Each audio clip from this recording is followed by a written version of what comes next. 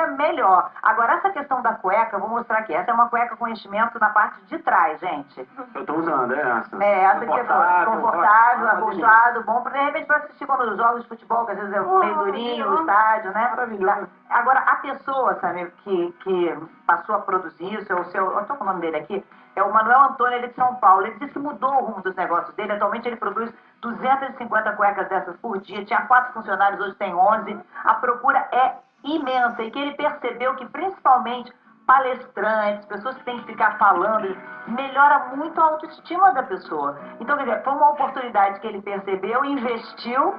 Sem dúvida. E você vê que um produto, claro, não vai ter uma competição muito grande, várias empresas, e não precisa. Ele não precisa vender milhões de cuecas. Ele acha um público, um nicho. Então, às vezes, você quer fazer um produto para todo mundo usar, mas não é necessário. Às vezes, se você achar um tipo de perfil que é fiel, já está resolvido o seu problema. Não, e as pessoas estavam todas rindo porque falaram do enchimento frontal. Gente, deixa eu explicar. Ele disse que é muito procurado por professores de educação física, de natação, porque eles dão aula e a sunga fica muito colada quando eles são obrigados a entrar na piscina. Então é quase como uma proteção, na verdade.